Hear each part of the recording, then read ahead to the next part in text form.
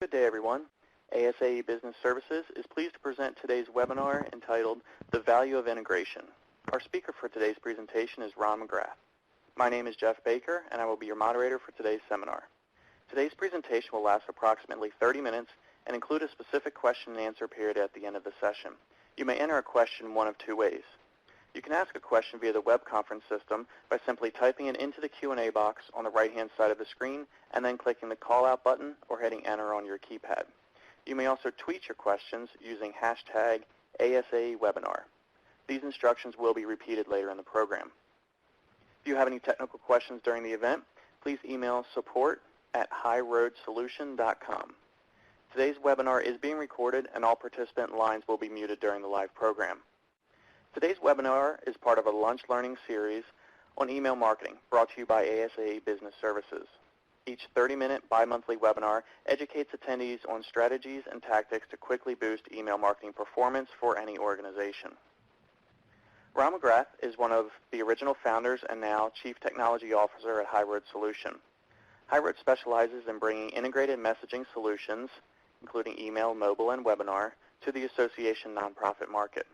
Ron has over 18 years developing and providing cutting-edge technology solutions to various markets, including the association nonprofit space. Ron is a serial entrepreneur and a dynamic presenter, speaking at conferences on email best practices, and is known to have a talent for making complex technologies accessible and compelling. And with that, I'd like to turn the floor over to Ron McGrath. Thank you, Jeff. I appreciate it, and I want to welcome everyone to our session today on the value of integration. We appreciate your time. So there's a couple different items I'm going to touch on in today's content. First, we're going to start with what we're calling an integration ecosystem and defining what exactly that is. And then we'll build, again, some compelling reasons of why you want to take the time and spend the energy developing this ecosystem, where to start, and some applied use cases on how this can be used in an effective manner to increase the member experience for your audience. So what is an integration ecosystem? Each one of you in different organizations, you're leveraging different technology platforms, the AMS, your member portal, your website, email, survey, webinars, and direct mail to help serve and communicate with your members. One of the things about that is there really are no best-of-breed applications. There's no one application that can do it all well. And so there's really what you want to look at, there are only best-of-breed solutions. And so the key thing here is when one particular application or piece of software or individual, matter of fact, tries to do too much, what happens is they end up not doing any one thing extremely well or effectively. And so one of the things that you want to think about is making sure that you choose kind of the best solutions in those particular verticals in terms of technology. And so you want to pick from the different solutions out there and basically pick what works best for what you're trying to accomplish, the task at hand. And then integration is the glue that binds these technology platforms together. Because in the end, what you want is you want your technology to work together like a well-rehearsed symphony, producing one sound, a great member experience. So again, these technology solutions are going to work together to provide the actual customer experience, member experience for your audience, and it's important that these solutions work well together in terms of in an integrated manner. So why create an integration ecosystem? You really want your technology to transcend those different silos they sit in and, again, deliver an overall experience. And so you don't want your members thinking about the actual technology platform itself. You want them focusing on the experience. Same thing with your staff. You want them being able to think about the overall experience, not being limited from the fact that the different pieces of technology, they don't work well together. In addition, obviously you're going to generate better member satisfaction. You're going to save a tremendous amount of staff time. Your organization is going to save money in the long term. You're going to grow the bottom line. So where do we start? So one of the most important decisions you're going to make is choosing your particular AMS. It's really kind of the linchpin and the hub that all the other technology platforms are built around. Email is interesting because really email is the delivery system for many of the other technology platforms. So when it comes to surveying your membership, you have to deliver that survey in some way. You're sending that out via email. When you want someone to attend a webinar, the link to actually connect into the webinar is sent via email. A lot of website traffic is actually generated from emails hitting the inbox and people clicking through those emails. And then with social platforms, it's not one of the things when you build it that they're just going to automatically come. You actually have to market it and drive people to it. So again, email is an effective delivery system in terms of driving people to these other technology platforms. One of the other things you want to think about is when you're working with partners, and I use the word partners versus vendors, is you really want to choose vendors that partner with your organization. You want to make sure that they want to deliver a total solution for you. And make sure that integration is part of their culture so that you know out the gate that they work very well with other partners when it comes to delivering a total solution. Another thing that's important, obviously, is that they understand your business as an association nonprofit. And really, one of the main tenets is that they understand your AMS, because a lot of the integration happens around the AMS layer. So let's talk about some applied use cases in terms of how to leverage when you've implemented this integration ecosystem and how to take most advantage of it. And what I've done here for each one of these use cases is put underneath the different technology platforms that are playing well together to deliver the overall member experience. And so in this case, when we talk about delivering highly personalized newsletters, we have the AMS, the email platform, and the CMS platform all working together to do that. So traditionally, when organizations send out newsletters, a lot of organizations to this very day are still sending out very generalized newsletter to their membership, or the majority of the membership that's actually opted in to receive the newsletter. And so that's obviously the most simple way that you can deliver newsletters. And the performance on those are going to be, good if you have, for example, good design, if you're doing kind of what we call the 60-40 rule in terms of how much imagery you have and those kinds of things. But what you'll see with some organizations as they're thinking more about their email marketing strategy is they're trying to leverage more the segmentation from the AMS. So there's a lot of demographic information in the AMS, and so let's use that segmentation from the AMS through this integration ecosystem to send out more targeted emails, or what we call dynamic emails. And so if you're sending out a newsletter to your membership and it's 10,000 or 9,000 members, maybe you segment it into 3 different groups, 3,000 apiece, that get different lead stories based on the fact that they've expressed to you that, okay, I prefer to receive information around leadership, or, for example, I want to receive information around social when it comes to technology. And so this is one way to do it. You will get better performance if you're leveraging this kind of integration between the AMS and the email platform. But what you'll see in the marketing space is a move to go away from just segmentation, which is basically generalizing your audience and putting them into buckets, and really trying to speak at the individual member level. So each individual member can express to you what their communication preferences are, and you're basically honoring that and delivering that information to them. So this is an example of that. This particular newsletter, every individual member that's receiving it gets a very customized newsletter based on what their communication preferences are. The only way to deliver this kind of customization or personalization is through an integration ecosystem. You can't send this out in a manual way. And so basically, kind of from a high level, when I say AMS, I'm really talking about both the back office and the customer-facing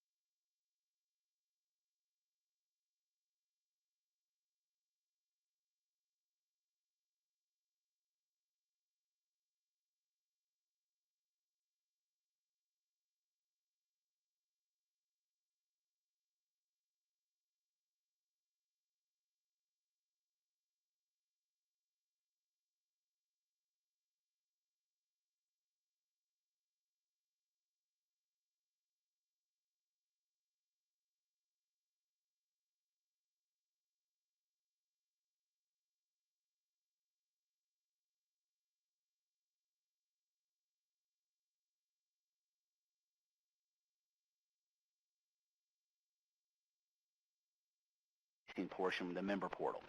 So via the member portal, each individual member every week the email platform automatically pulls a list from the AMS of who should receive this newsletter. So no one's actually logging in.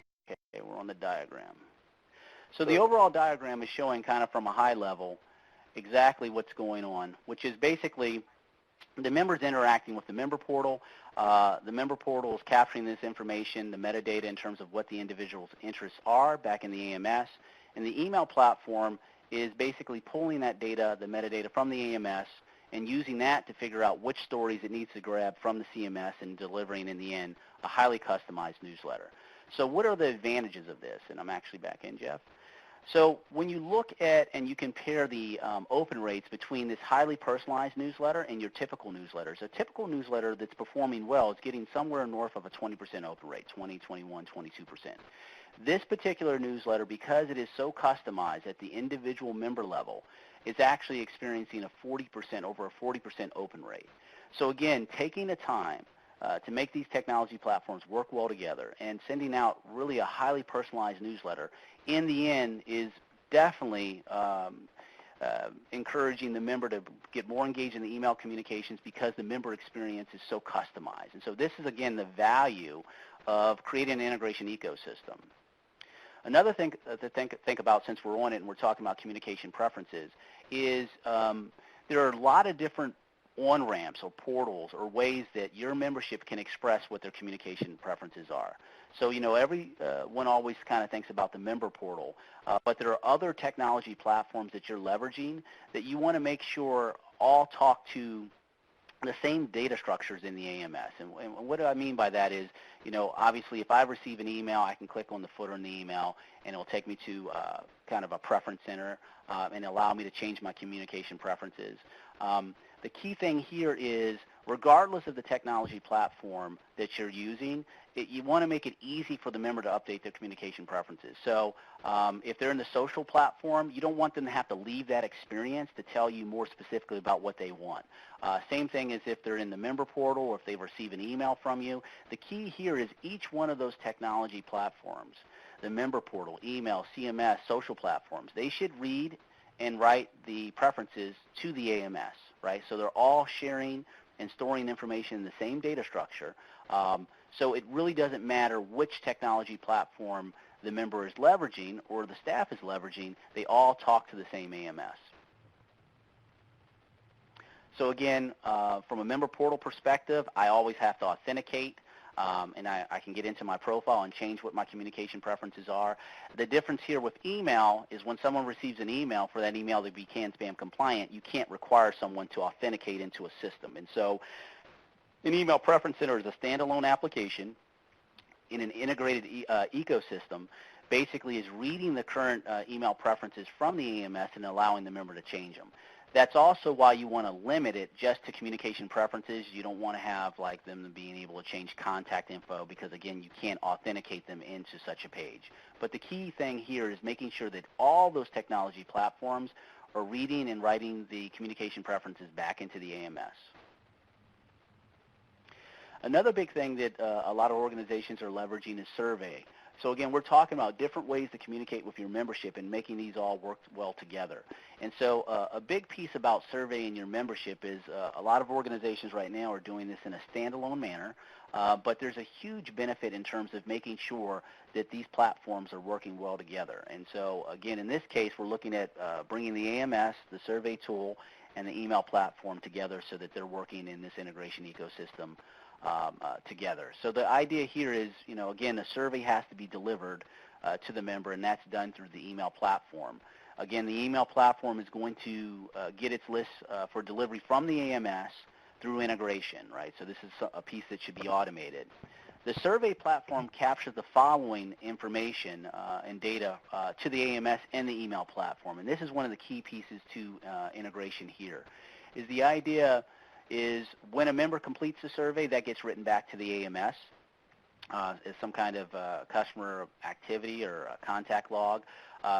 Members that have started the survey and then basically, or who have not started the survey, and members that have started the survey and have not completed it. You also want to capture that back in the email platform, because a lot of times there are going to be subsequent emails you want to send out based on what actions occurred or did not occur.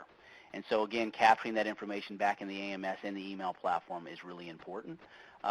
In addition to capturing kind of what we call the survey analytics to the AMS, you also can capture the survey responses themselves. And getting that information back in the AMS, I'm really big on getting everything back in the AMS because you want to own your own data and analytics. If you move between vendors, you want to be able to do that without having data stuck in that vendor's platform. And so again, getting all that kind of analytics information, be it email or survey or social, back in the AMS is really, critical. Now that this information is actually in the email platform, most email platforms have some form of lifecycle messaging or automated email campaigns that can be set up in advance to be triggered based on, again, actions or inaction in terms of how they interacted with the survey. So based on whether someone completed the survey or not, you may have a different call to action in that message that goes out, different tone, those kinds of things. So getting those three systems to work well together, you can deliver a much, much better member experience, and again, actually get people to more likely complete surveys. Webinar integration is very interesting because it actually kind of brings everything together, and this is the piece that we kind of talked about earlier, is basically allowing your technology to transcend the actual platforms themselves. Because if you want to deliver webinars in an effective manner, you really got to get a lot of different systems to play well together. The AMS, obviously the webinar tool itself, email, and survey. So I want to talk a little bit about how VSCPA does this right now. It's very, very interesting. So first of all, they have a custom branded front end that allows them to come into the webinar tool that we're actually using today. So it's completely branded for VSCPA. First of all, it's actually using SSO to use the same credentials the member would use to log into the member portal. And so they only have to know one set of credentials, and they're able to authenticate into any particular webinar that VSCPA is conducting. The other piece is we're pulling the specific webinar or event name from the AMS through the integration. And so it's always the same portal screen, but what you see up there, the 21st Annual Professional Development Conference, that's pulled dynamically from the AMS. So the first thing that happens is when they put in their credentials, we use SSO to determine whether this is a valid credentials. In this case, it was not, so we're prompting the user. If the credentials are valid, the next thing we do is we determine whether this person's actually registered and paid for this actual webinar. And if they haven't, we inform them. And at this point, the registration would be too late if the webinar is about to occur. Once they've actually connected into the webinar, one of the important requirements for VSCPA is the fact that these webinars are for CPE credits. And so there's a couple things that we're logging back from the webinar into the AMS. We're logging the in time and the out time. And then they have some business rules that get kicked off that determine whether someone's going to get credit based on the time of the webinar and their in and out time. The other thing that's nice, too, is during the actual webinar, we've sprinkled some different poll questions that allows us to determine whether the individual's paying attention during the webinar, if they didn't just cut the webinar on and walk out the room. And so it's a combination of logging the in time, the out time, and the number of poll questions that were answered that determines whether someone is actually given CPE credits. The notifications themselves right now are sent from the website, but that's another piece that, again, could automatically be sent from the email platform, and just making all those things work well together. So you can kind of see from end to end, this integration ecosystem that we're starting to create for them has a lot of time savings for the staff so that they don't actually have to, before we put this in, they were doing this manually, trying to determine whether someone gets credits or not. So really effective way of taking advantage of integration between the different platforms. So in the end, one of the big pieces I've kind of been touching on multiple times is just talking about getting all this analytic information when people click and open emails, if people complete surveys, people actually attend webinars, written back to the AMS. And the reason is obviously, like I said, you want to own that data. If you move between technology platforms, you don't have to worry about that data sitting in a silo that you can't get to anymore. The other thing that's important, too, is a lot of the AMSs and organizations are starting to try to look at what we call total member engagement scoring. So basically, you can put weighted scales on each one of those interactions. And so, for example, someone attending a webinar may have a heavier score than someone opening an email versus someone actually attending a live event. And what you can do is by putting these weighted scores on all these interactions that you can have with a member, in the end you can calculate a total member engagement scoring and understand how involved each individual member is with your organization. And so this is kind of a big move in the AMS space, and so that's why it's really important to make sure your technology platforms, the peripheral platforms off the AMS, write all this analytical information back into the actual AMS itself. So that's in a nutshell some of the things I wanted to cover. It was more of a, again, we only have a certain amount of time. We will be doing breakout sessions on the specifics in some of these areas. But again, right now we're just going to open it up to questions. So Jeff? Great, thank you, Ron. It is now the question and answer segment for this educational session. Your participation is important because this is an opportunity to learn from each other. So please do not be afraid to ask questions. Again, you can ask questions one of two ways, either via the web conference system by typing it into the Q&A box on the right-hand side of the screen and clicking the call out button or hitting enter on your keypad. You may also tweet your questions using the hashtag ASAE webinar.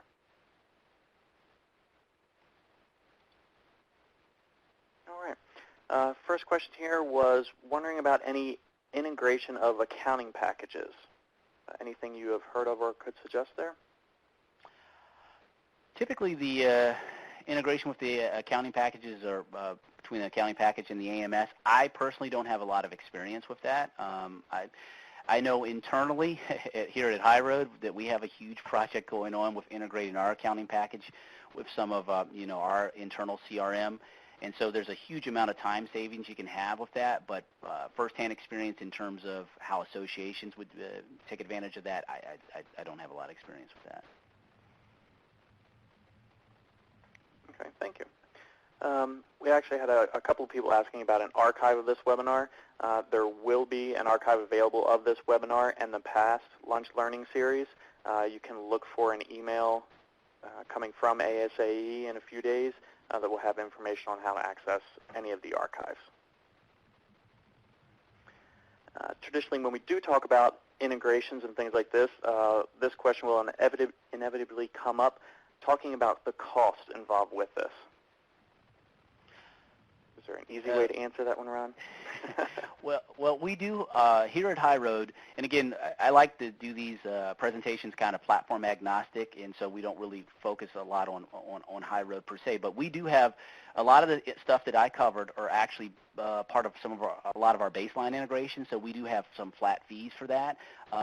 Definitely feel free to, and I'll have some of my contact information here, to reach out directly to me or my team, and we'd be happy to give you, High Road pricing on some items. Some of these other items, obviously, if the vendors you're working with haven't done them before, they'd be probably custom development projects, and so a lot of what I showed are integrations that we offer out of the box. Great, thank you.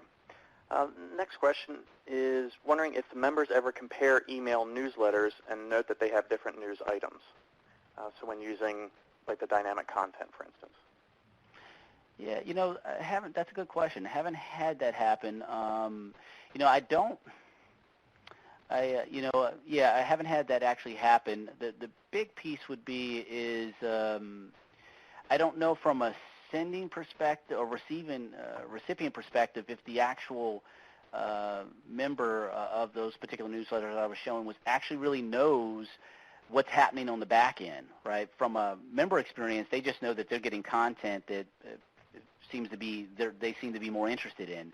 But I don't really know if they actually realize what's going into delivering that content in that manner, which is always kind of a good thing, right? But when things really are working seamlessly and well, they almost look easy, right? So they don't see kind of the wizard behind the curtain kind of situation. So I don't think so, but I can't say say exactly. I don't think members are comparing the content themselves with each other. All right. There are a lot of questions coming in. We probably won't have time to get to all of them, but please feel free to keep submitting them. We will compile a list of the questions and answers to them, again, in that email that you'll be receiving in a few days. But the next one here, if you are not integrated now, what do you feel are some of the first steps? How do we get started? I think the first step would be, it really kind of depends on where you're at. So let's say, for example, if you're not integrated and you're currently in the market and looking for AMSs and looking at different AMSs and technology platforms, I would have these conversations on the front end.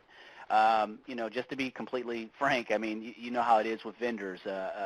Before you've signed a contract, they want to have a lot of conversations with you, and they will promise you a lot of things. So I try to encourage organizations to have that conversation very early on. Now, if you already have an AMS, you've already have some of these technology platforms, I think one of the big things is kind of getting all stakeholders in one room, kind of talk about the big picture.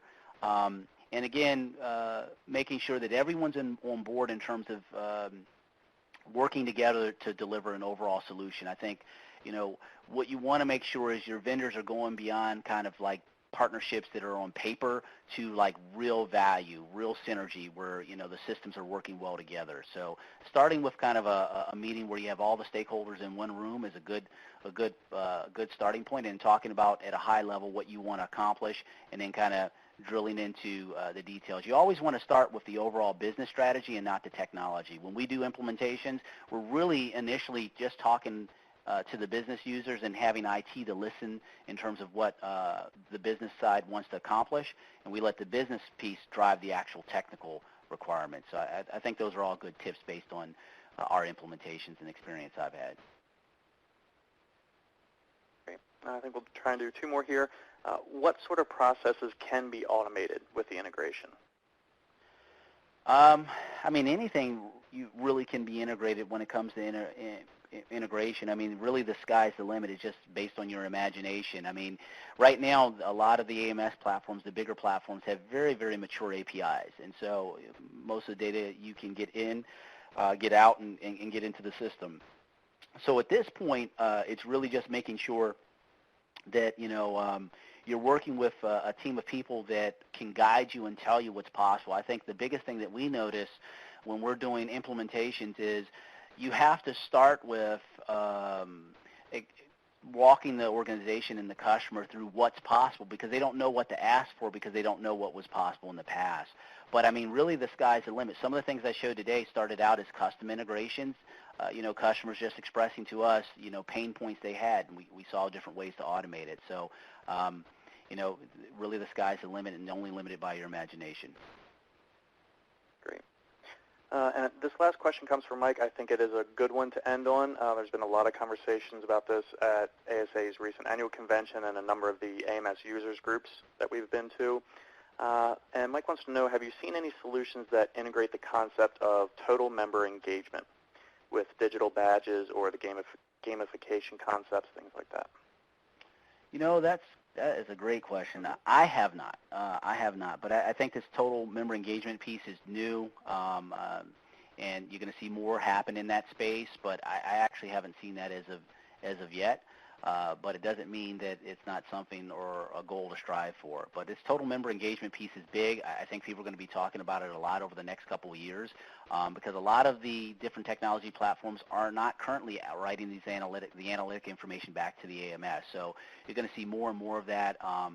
And so I'm interested to see what people are talking about, 6 months from now. But I think that's going to be a big move.